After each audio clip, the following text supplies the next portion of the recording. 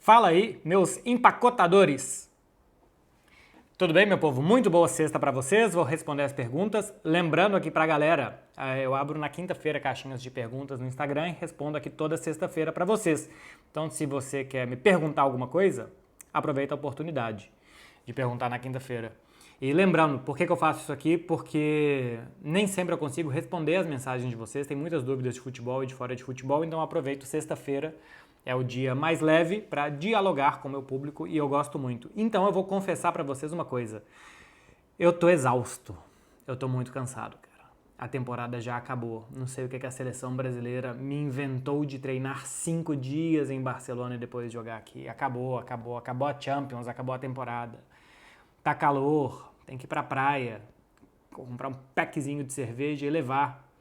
Cara, esta semana tá sobrando. É tipo, como se eu estivesse fazendo uma corrida de bicicleta e nas 2 últimas voltas me furou o pneu. E eu ainda tenho que dar 2 voltas de bicicleta. Tá puxado. Mas isso daqui eu gosto de fazer. Isso daqui mesmo de férias é porque eu vou viajar a partir de julho, então eu tenho que ver como que 2 semaninhas ali eu vou lidar, se eu respondo umas perguntas antes ou se eu largo vocês 2 semanas. Mas isso aqui até nas férias eu tenho vontade de fazer, porque eu gosto de conversar com vocês e eu tô aqui há 1 minuto e meio já conversando. Vou responder. Começando com o André Pseudo. Um abraço em Pseudo. Você mora sozinho, certo? Certo. Quando tem pesadelo e acorda no meio da noite, o que você faz? Volto a dormir. Eu gosto muito de entender sonhos. Sonho é meio que um vômito do nosso subconsciente, né? Então a gente junta um tanto de informação, a nossa cabeça é feita para tentar dar sentido às coisas, e ele tenta juntar ali uma historinha pra gente, e de vez em quando a gente lembra do sonho e tal. Então quando eu tenho um pesadelo, eu simplesmente tento lembrar e entender por que aquilo ali foi causado, por que eu juntei aquelas histórias em uma má história. Dizem que se você come à noite por conta da digestão, você tende a ter mais pesadelos. E eu acredito. Normalmente quando eu como alguma coisa mais pesada à noite, é mais provável que eu tenha pesadelos. Mas o que eu faço é isso, eu tento dar sentido pra coisa. Eu acordei, tô na minha cama, tô sozinho, não tem nenhum vulto na minha casa. E eu tento dar sentido, lembrar no outro dia e dar risadas com aquelas cenas horríveis que estão na minha cabeça. Guga Moura 15. Acha que o Vitor Roque vinga no Barça? Aproveitar aqui para falar um pouco do Vitor Roque, que já tem informações do Diário AS e também do Mundo Deportivo, que o Barcelona está fechando com ele. Eu acho que é uma muito boa aposta, porque ele tem 18 anos e tem o Lewandowski ainda com uns 2 anos de bom nível pela frente, então ele vai jogar de vez em quando no lugar do Lewandowski, vai entrar em segundo tempo, jogos que o Lewandowski vai descansar. Então eu acho que é uma boa, para ele pegando dinâmica. Daí se ele vai vingar ou não, acho que ele tem que evoluir. Tem um problema grande, que é ele é pequeno. Um grande problema, ele é pequeno. Altura, 1,72 m. É um problema para um centroavante. Tem que ser muito bom para se destacar com essa altura. Tem que ser nível Agüero, que era baixinho, Luis Suárez, que não era tão alto. Não são muitos os centroavantes que conseguem jogar em grande nível mundial sem serem altos. Não é que você tem que ser um pirulão tipo Haaland de 2 metros de altura, mas ter alguma altura é sim importante. Mas eu acho que ele pode se adaptar com outras qualidades. Ele e o Endrick também, né? Que também não é muito alto, que daqui a pouco vai estar aqui na Europa. Então, daqui a pouco eu vou responder outra pergunta do Vitor Roque que tem aqui sobre negociação agora dentro de campo. Eu acho que ele pode se adaptar muito bem com o tempo e ganhando cancha e ganhando espaço. Não precisa chegar e jogar. E eu acho que é uma boa. Tem uma aqui do Gohan Carmo 7, que deve ser Gohan, porque esses são tudo de videogame. Gohan Carmo 7. Beckler. Vale a pena fazer um curso de jornalismo para trabalhar no futebol? Se você quer ser repórter, se você quer ser comentarista e tal, sim. Não dá para ser repórter sem ter feito jornalismo. É lá que você vai aprender a técnica, que você vai aprender como que funciona a coisa, que você vai aprender a teoria. Porque uma coisa é você saber fazer a mesma coisa todo dia porque sim. Outra coisa é você saber por que você está fazendo.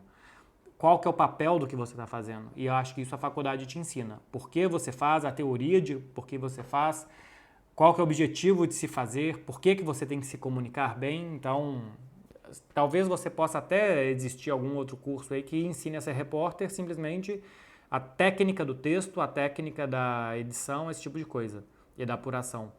Mas o porquê e o como é muito importante, sua faculdade de jornalismo te ensina. Agora, se você quer trabalhar no futebol dentro de um clube, em fisiologia, em preparação física, em análise técnica de desempenho e tal, aí você não precisa ser jornalista. Se você quer fazer o que eu faço, por exemplo, se quer ser um repórter e tal, precisa sim. Matheus X Barbosa, que manda boas perguntas. Eu tenho a impressão que eu sempre respondo perguntas do Matheus aqui. Quais as diferenças entre o cruifismo e o guardiolismo? Principalmente 30 anos. Se a gente pegar o Cruyff de 92, que ganhou Champions com o Barça, com o Guardiola de 2022, 2023, que 31 anos depois ganhou com o Manchester City, mas já vinha ganhando antes. A diferença é o tempo, porque o guardiolismo é uma evolução do cruifismo. Os dois partem do ponto de vista que você sempre quer ter mais a bola que seu adversário, que você quer usar a bola para atacar e para se defender, que os seus jogadores não fazem movimentos aleatórios e estão no campo onde eles quiserem, eles têm uma ordem de onde estar a cada momento do jogo, quando a bola está na sua defesa, onde eles têm que estar, quando a bola está no meio campo, onde eles têm que estar, como eles devem tocar na bola, como eles devem dominar, tem muito do domínio orientado, esse tipo de coisa. E o que o Guardiola foi fazendo o Cruyff tinha mais ou menos uma premissa do 3-4-3 ou do 4-3-3, o Guardiola também usa isso. Mas no Manchester City ele percebeu que o 4-3-3 podia virar um 3-2-5. Ele podia avançar os dois meias, ele podia pegar os dois meio-campistas e fazer um dos zagueiros se juntar a ele, não usar os laterais. Então o 3-4-3, por exemplo, que o Cruyff usou no Barcelona, eram sem alas, né? Eram 3 zagueiros, aí colocava 2 volantes e 2 meias e 2 caras... Tô com um campinho aqui, vou pegar rapidinho. Imagina que o Barcelona é o azul. Então eram 3 zagueiros, isso aqui é a bola só, 2 volantes, 2 meias, um quadradinho aqui. E aqui assim, o branco tá todo desengonçado. Então era um 3-4-3 assim que fazia o Cruyff. O azulzinho, ó. 3 zagueiros, 2 volantes, 2 meias, 3 atacantes. Esses aqui até voltavam um pouco mais, eram os carrilheiros, voltavam de vez em quando, era meio que ala. Então o cruyffismo partia de um ponto de vista de 2 formações táticas básicas. O guardiolismo muda um pouco isso, o Guardiola muda um pouco isso, mas a base é a mesma.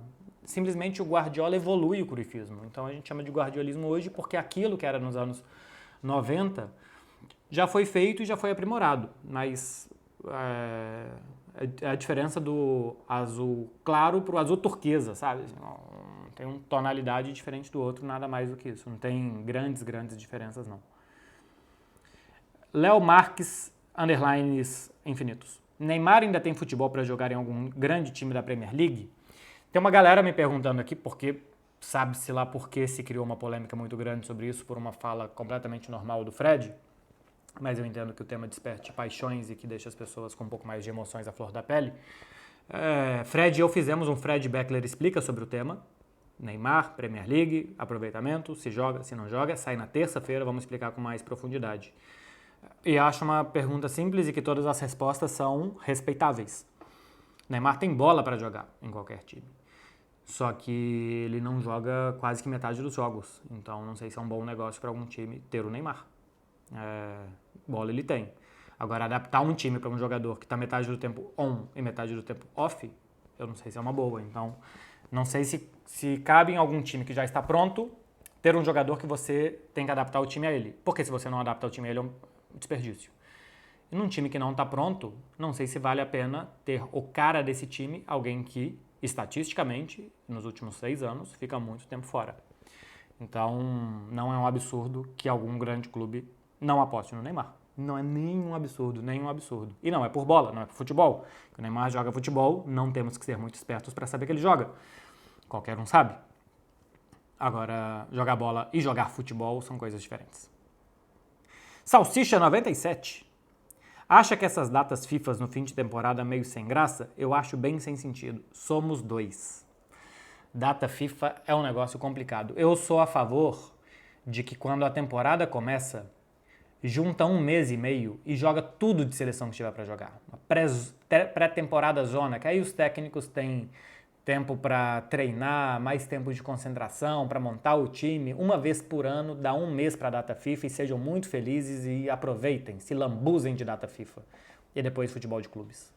Porque é picadinho, é cortado. Pô, aqui agora eu tô vendo os treinos da seleção aqui em Barcelona. Ramon teve dia que dá treino de 1h30 em final de temporada, dando coletivo de campo inteiro. Assim, com pouquíssimo interesse de público, pouquíssimo interesse. Teve um Espanha e Itália que ontem ninguém aqui sabia que tinha jogo. E olha que era um jogo ainda importante, né? Uma semifinal de Nations League. Então, que se junte tudo, que se jogue tudo entre agosto e setembro, que depois de setembro a maio que se jogue futebol de clube sem interrupções. Era a ideia que eu teria. Lari Lohane. Por que ainda não saiu sua entrevista com Guardiola? Lari, eu não sei. Eu não sei se é porque foi a última coisa e a galera já tinha subido coisa demais da final e no outro dia perdeu o sentido, porque era uma entrevista muito de pós-jogo, do sentimento do Guardiola pós-título. Mas eu não sei por que a TNT não subiu. Eu acho que eu ainda tenho ela neste cartão de memória aqui. Mas, cara, agora já era, né? Agora já ficou completamente velha porque já tem uma semana. Então, eu acho que é isso. Acho que já tinha muito volume de coisas lá. A equipe que estava em Istambul já tinha terminado o trabalho, estava todo mundo esperando por mim, porque eu fiquei até as 3 da manhã quase na zona mista esperando o Guardiola, então acho que passou batido. Eric Inst, que eu acho que é Instagram. Fala sobre a diferença da forma de jogar do Vini Júnior na seleção e no Real Madrid. Benzema, para mim é a grande diferença. Na seleção ainda tinha uma coisa que era o Neymar com um meia perto dele. Então limitava um pouco os movimentos do Vinícius Júnior para ver por dentro e tal, porque já tinha um jogador ocupando aquela posição.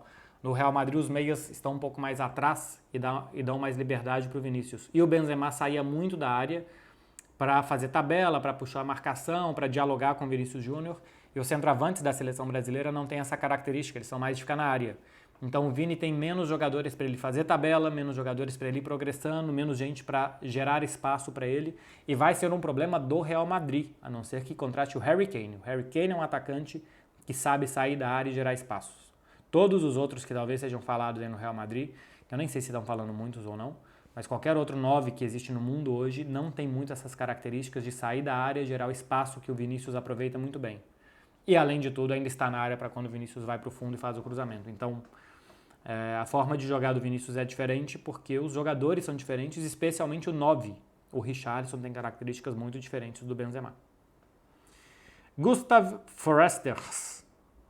É Gustav Forster. Como foi seu treinamento de corrida até alcançar a aptidão física que você tem hoje?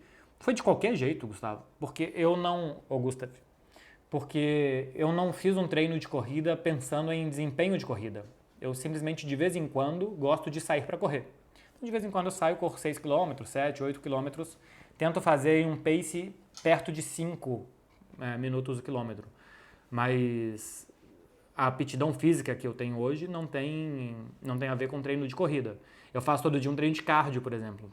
Hoje eu subi escada, 20 minutos subindo escada. Tem dia que eu faço elíptico, tem dia que eu faço bicicleta, tem dia que eu faço remo. Então eu estou constantemente me movimentando, além do treino de musculação ou do paddle. Então eu tenho algum preparo físico por isso que me ajuda a correr. Mas não foi um treino de corrida que me fez ter aptidão física, ou preparo físico, ou bom desempenho cardiovascular. Gabriel Antônio 92. Achou bonito o novo uniforme do Barça? Achei.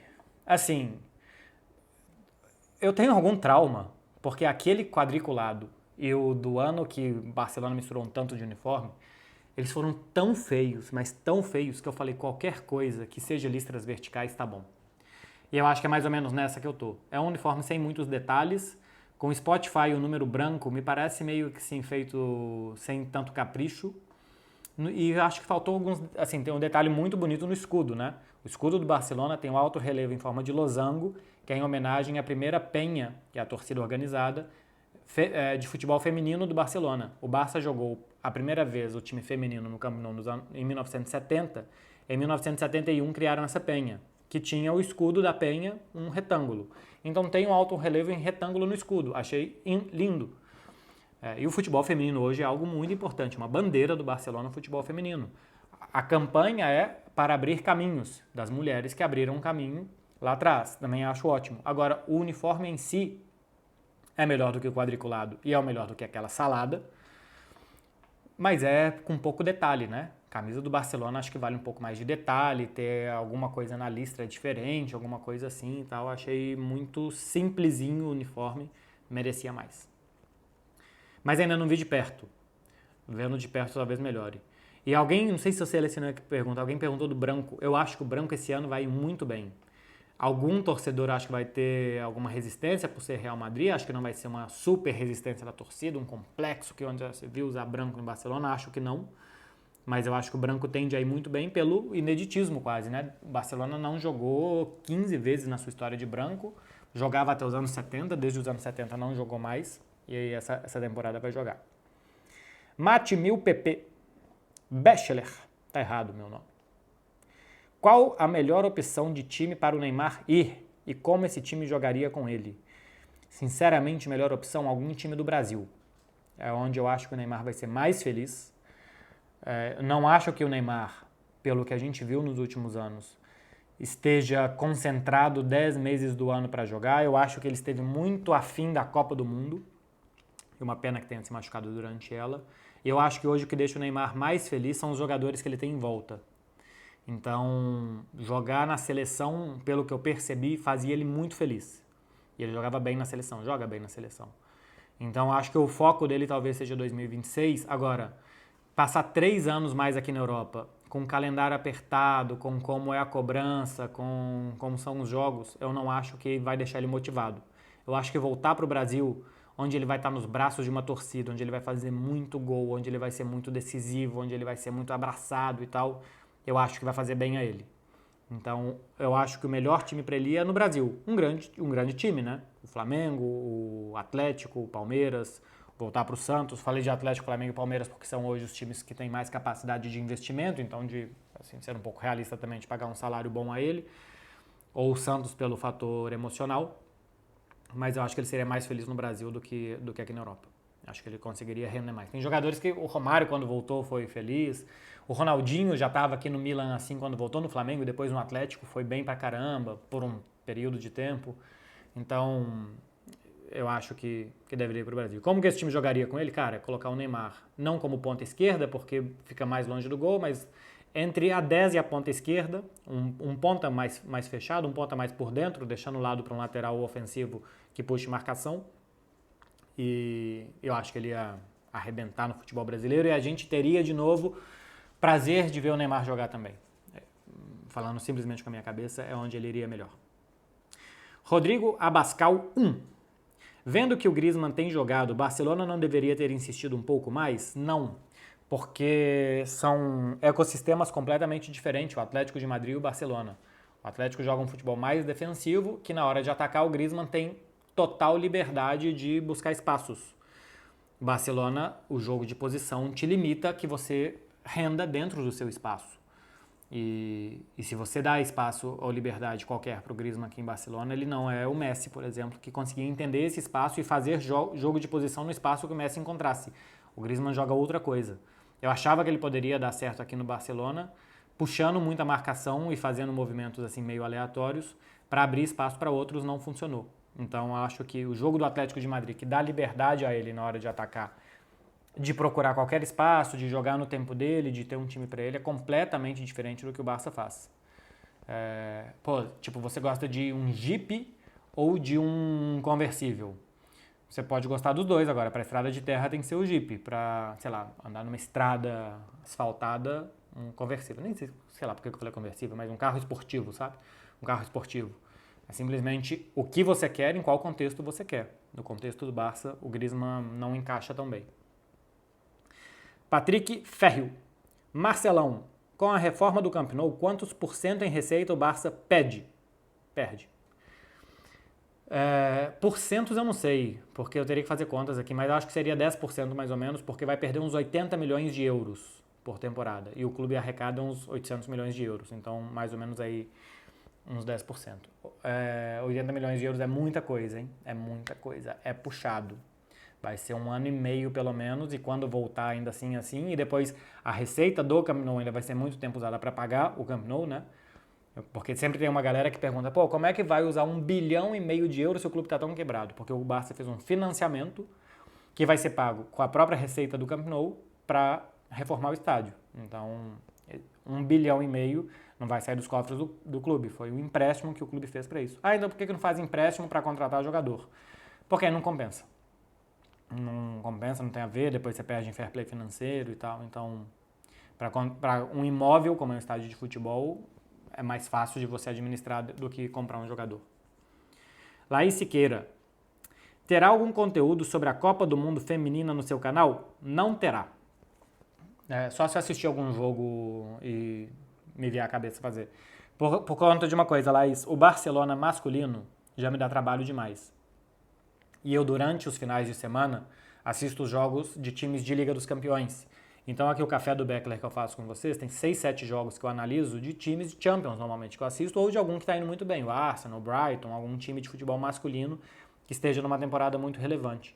Eu não tenho tempo e nem ferramentas, porque para assistir o futebol feminino de muitos outros times. Eu assisto do Barça. O Barcelona feminino não assisto todo final de semana, até porque o nível técnico aqui no futebol espanhol é muito diferente, mas assisto todos os jogos de Champions, assisto alguns jogos aqui do futebol espanhol, mas não dá para eu analisar a Copa do Mundo feminina, sendo que eu vejo só um time jogar. O Barcelona tem algumas jogadoras na seleção espanhola, não todas, mas as jogadoras do futebol alemão, do futebol inglês, do futebol sueco, eu não conheço. Conheço as que jogam aqui no Barça, que de vez em quando eu vejo um jogo por ano quando jogam contra o Barça. Então, por não ter conhecimento e por respeito, eu não vou falar de uma coisa que eu não sei. E é por isso.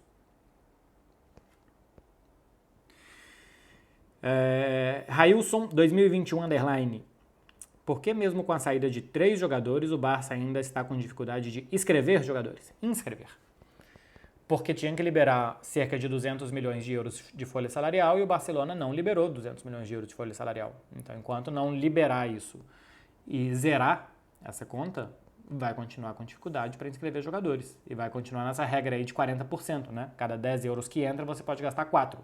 Se conseguir 10 milhões de receita ou se conseguir diminuir 10 milhões de folha salarial, pode usar 4 milhões. Então, saiu jogadores, mas não saiu o suficiente para se zerar as contas, por isso.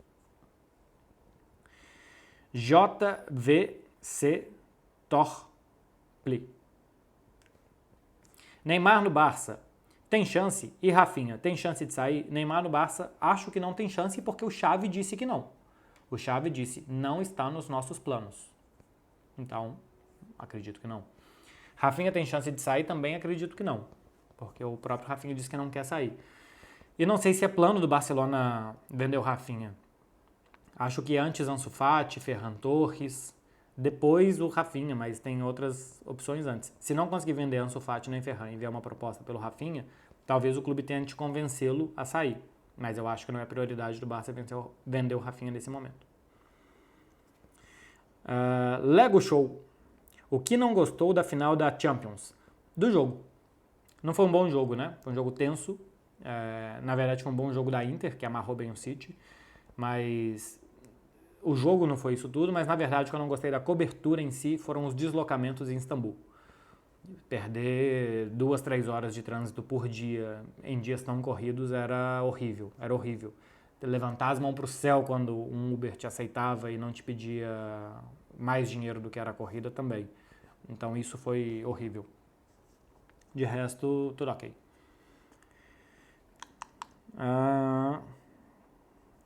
Joe Perepelecia. Cadê o vídeo de você comentando a final da Champions? Está aqui no canal. Caramba.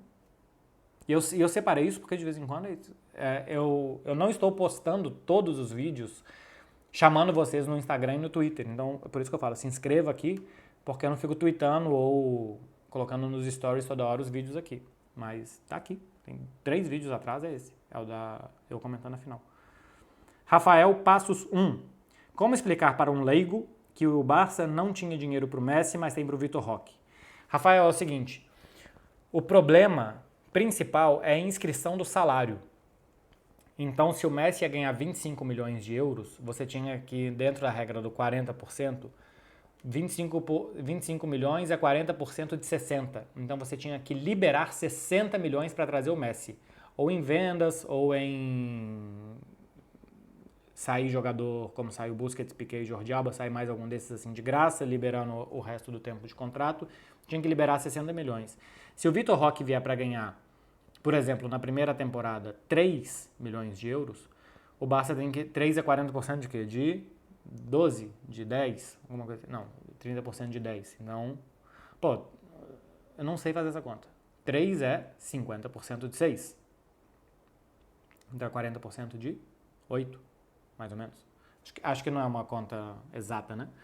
porque é 33% de 9 e é 50% de 6, então fica no meio dos dois, 7,5 mais ou menos. Então basta tem que liberar 7,5 para trazer o Vitor Roque e 60 milhões para trazer o Messi. Por isso que dá para trazer o Vitor Roque e não dá. Talvez dê para trazer o Vitor Roque, porque eles estão vendo e não dá para trazer o Messi. É por esse motivo. Agora, e o valor da compra do Vitor Roque? Isso é uma outra parada. La Liga já estipulou para o Barcelona que essa temporada, se ele quiser inscrever jogadores, ele precisa estar dentro dessa regra. Outra coisa é que ele gaste 500 milhões de euros para contratar e aí não tem problema. Se ele gasta 500 milhões de euros em jogadores que vão ter 100 euros por mês, por ano de salário, tudo certo. A Liga nem permite, tá? Tô só dando um exemplo aqui qualquer. O problema é que pro ano que vem, se você gastar 500 milhões em contratações, a Liga vai falar, cara, agora você não tem margem nenhuma mais para inscrever nenhum jogador esse ano.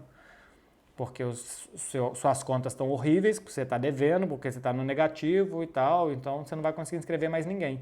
Então esse que é o problema. Comprar jogador, se você vai pagar a prazo, se você combina com o clube, se ele vem em empréstimo com compra obrigatória, você consegue usar sua receita mais para frente, você consegue comprometer sua receita mais para frente. O de hoje, que é inscrever jogadores, tem a ver com um limite já estabelecido por La Liga. Não sei se eu fui claro, na minha cabeça sim, talvez na de vocês não.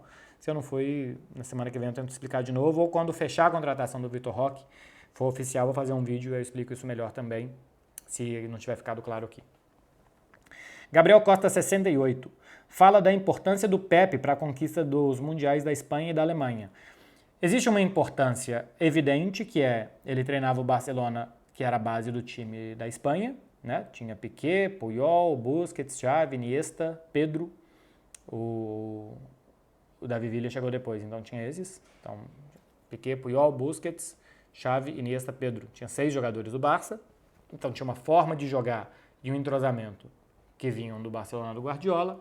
E depois a Alemanha também tinha, não vou lembrar todo mundo, Boateng, o Hummels eu não lembro se já estava ou não no Bayern,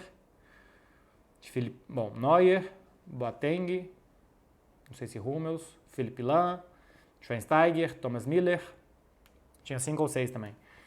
E já existia também uma influência da forma de jogar do Guardiola ali. Então aproveitaram a base de times bons, times bem montados, e dentro dessa base os outros jogadores entraram naquele estilo de jogo. Essa é a influência básica do Guardiola. Agora tem uma outra influência que é a forma de se jogar, de perceber o futebol, do porquê fazer as coisas, que isso ele tem influência não só nos que ganharam, mas também nos que não ganharam. Hoje, como todo time ataca, desde atrás, tocando a bola, como todo time quer recuperar a bola rapidamente logo depois de perder, ou quase todo time recuperar a bola logo depois de perder, tudo tem a ver, hoje no futebol, tudo tem a ver com ou o que o Guardiola faz ou o que os outros fizeram para parar os times do Guardiola. Não é que todos os times sejam absolutamente corifistas guardiolistas, que todos os outros times sejam, sei lá, clopistas, mourinistas e anti-guardiolistas. Mas tem mecanismos em todos os times de futebol hoje que surgiram nos últimos 15 anos por conta do Guardiola. Todos os times hoje têm algum mecanismo, alguma coisa absorveram o que o Guardiola fez. Sobre Espanha e Alemanha, é o mais óbvio o tratamento do time. Hold Big Dream. Por que torcida organizada invade CT? Porque são prepotentes o suficiente para achar que o clube é deles e que eles sabem mais de futebol do que os jogadores e que os jogadores estão todos de sacanagem. Então, você imagina que alguém de torcida organizada trabalha na padaria. Você imagina que a padaria do lado é melhor do que aquele trabalho. Você vai invadir a padaria do cara e ameaçar ele que se ele não fizer pão tão bom como o pão da padaria do lado, você vai pegar ele de porrada? Claro que não. Óbvio que não. Você imagina que o cara é vendedor de loja e do lado tem uma outra loja que o cara vende melhor. Você vai lá, um pedaço de pau na mão. Fala, o cara tá vendendo tênis melhor que você. Que absurdo, onde já se viu? Começa a vender tênis melhor. Quem você acha que você é? Lógico que não. Só que os caras são presunçosos o suficiente para achar que o clube é deles, que eles podem mandar em todo mundo e que os jogadores estão de sacanagem. Normalmente são caras que nem entendem de futebol. Não entendem de futebol, não sabem por que alguém está jogando bem, está jogando mal, simplesmente porque perde, acha que os caras estão de sacanagem, que estão na balada, às vezes até estão, e mesmo se tiverem não dá o direito de ir lá fazer isso. Então é por isso que a torcida invade CT. Silas Fer. Clara e você comemoram Valentine's Day ou Dia dos Namorados? KKKKK. Nenhum dos dois. Eu acho que as coisas estão no sentimento, não estão nas datas. Então, a gente não precisa que o 14 de fevereiro ou 12 de junho seja um dia importante pra gente, e não é. Dia 12 de junho, inclusive, foi o dia que a gente estava em Istambul e nós dois voltamos, né? Clara voltou para Paris e eu voltei aqui para Barcelona. A gente acordou, nem assim, eu acordei, Clara estava dormindo ainda, fui malhar. Aí a gente tomou café, eu acho. Eu voltei pro quarto, tomei café, alguma coisa assim. E ela estava de mala pronta já para ir embora, mas nem lembramos, não faz nenhuma diferença pra gente que é Dia dos Namorados. Uma terça-feira, 16 de abril, pode ser bem mais legal do que um 12 de junho. Eu acho brega, pra falar a verdade, eu acho brega pra caceta essas datas. Eu acho uma coisa ridícula que todo mundo vai no restaurante, que todo mundo vai no motel, que todo mundo compra presente.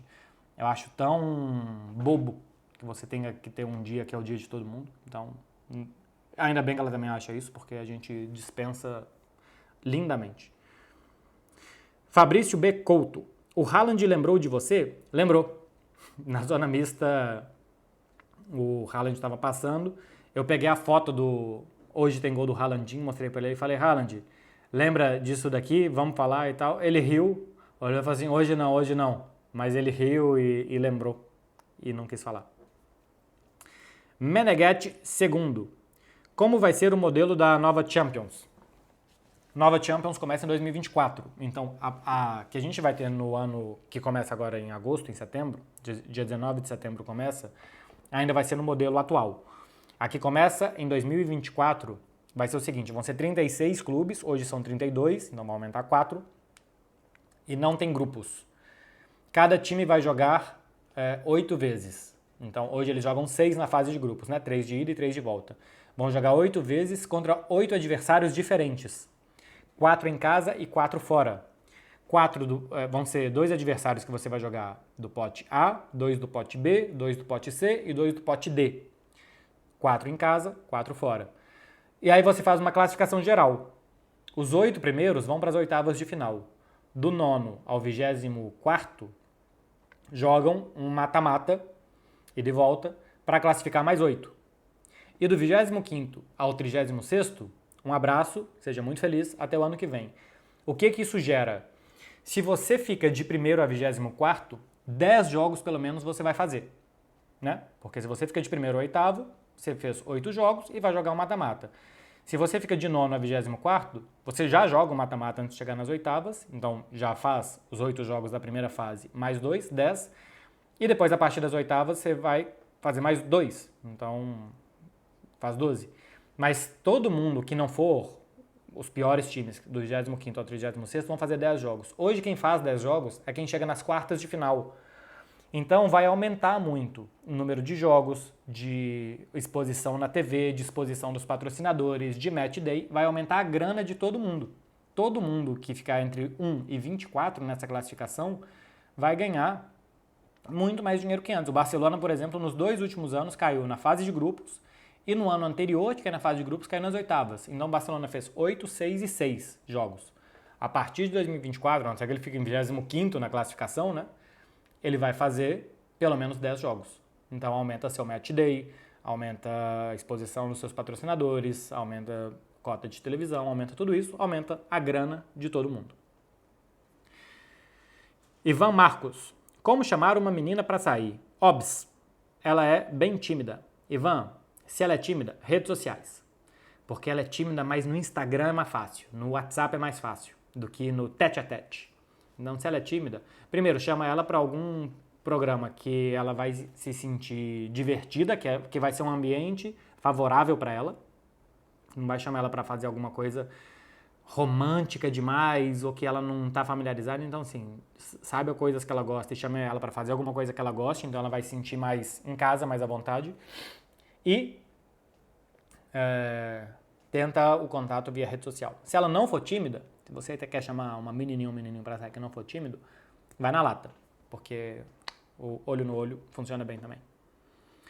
Laís Lira S. Eu acho que a última pergunta é: você prefere o Bellingham ou o Pedri? O que acha deles jogando na mesma liga? Isso aqui vai um pouco do que eu tinha falado do Griezmann no Barcelona e no Atlético de Madrid. Laís, depende do time que ele vai jogar.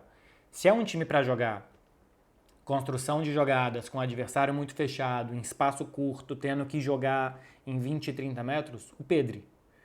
as características do Pedri para jogar em espaço curto, para ler jogo, para criar e gerar espaços, é incrível. Se você vai fazer um jogo mais em 100 metros, né, de uma área a outra, correndo o campo inteiro, bolas longas, recuperação de bola e tal, Bellingham. Se você colocar o Pedri para jogar em campo aberto, ele vai ser pior. Se você colocar o Bellingham para jogar em espaços curtos, ele vai ser pior também. Então, pro Barcelona, eu prefiro o Pedri. Pro Real Madrid, eu prefiro o Bellingham. Ah, e para um time X? Não sei, porque seria uma resposta burra. O time X tem que saber como que esse time X vai jogar. Esse time X vai jogar em espaço curto, esse time X quer fazer vários pequenos jogos de futsal de uma área até a outra, ou esse time X quer fazer que o campo seja imenso e que todo mundo corra e percorra muitas distâncias. Só sabendo isso dá para dizer qual que seria melhor para qual time. Senão, não faz sentido responder. O que eu acho dele jogando na mesma liga? Ótimo. Quanto mais jogadores bons em La Liga, melhor para La Liga. E que bom seria se os outros clubes de La Liga pudessem também contratar bons jogadores. Meu povo, só para fechar, vou dar uma dica para vocês da KTO. Vou até colocar o bonezinho. Para fechar aqui com uma dica de Brasil e Guiné, que jogam nesse sábado, então vou dar uma dica para vocês. O Brasil é considerado favoritaço contra uma seleção que eu acho que é 115 do ranking. Guiné tem alguns jogadores conhecidos, né? Naby Keita, que estava no Liverpool, está saindo. Ilaix Moriba, formado no Barcelona, que na última temporada teve no Valência, vai voltar para o Leipzig. O Diacabi, zagueiro do Valência, que também sofreu caso de racismo aqui na Espanha em 2021 e tal.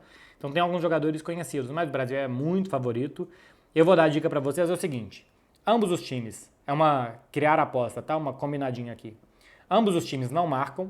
Brasil ganha o primeiro tempo e Brasil menos 2,5. Quer dizer que o Brasil ganha por mais de 2 gols de diferença. Então, cara, Guiné não marca aqui na minha criada. Brasil 3-0, 4-0, 5-0. E eu acho que vai ser por aí, uns 3-0, 4-0 Brasil. Dá nós. A odd disso é de 2,57. É uma odd altíssima. Uma odd de mais de 2 para mim já é uma odd bastante alta e bastante ousada. Então, estamos aqui para ousar. Já que é sexta-feira, vamos ousar. E é a dica que eu deixo para vocês aqui. Tirando meu bonezinho, já dei a dica. Atrapalhou o cabelo. Já dei a dica da KTO para vocês essa semana. Como é uma semana de data FIFA que eu não estou analisando o jogo, aproveitei aqui para dar a dica que eu dou para vocês toda semana na KTO. Seguinte, acabou, hein? 37 minutos aqui. Eu tenho bastante coisa para fazer hoje, então acabando por aqui. Só uma coisa, final de semana chegando. Eu falei que eu estou exausto. E vocês viram o que aconteceu, o grande acontecimento dessa semana, que foi o Grealish comemorando, né? Até agora está saindo foto do Grealish bêbado por aí. Desperte o Grealish que há em vocês. Desperte o Grealish que há em vocês. Desperte o inglês maluco que vocês têm aí dentro. Eu não sei por que as pessoas estão tão surpresas, porque se você vai em qualquer aeroporto da Europa no verão, um domingo à tarde, tem um tanto de gente igualzinho o Jack Grealish, que está 4 dias bebendo com a mesma roupa e que não para. Então, seja você um Jack Grealish, você pode ganhar uma Champions? Não. Você pode comemorar igual o Jack Grealish? Pode. Então faz o que pode, cara. Faz o que pode. Comemora igual o Jack Grealish. Você não me vai ser igual o Rubem Dias, que tomou 2 shots e vomitou na bolsa da mãe do Jack Grealish. O Jack Grealish tomou 300 shots e não vomitou na bolsa da mãe dele. Então, seja um Jack Grealish, tenha panturrilhas imensas e também perca completamente o juízo, igual ele perdeu. E ainda não achou. Então, Jack Grealish é a minha dica do final de semana. Beijo, gente. Valeu. Até semana que vem. Faça favor de curtir isso aqui para me deixar muito feliz. Tchau.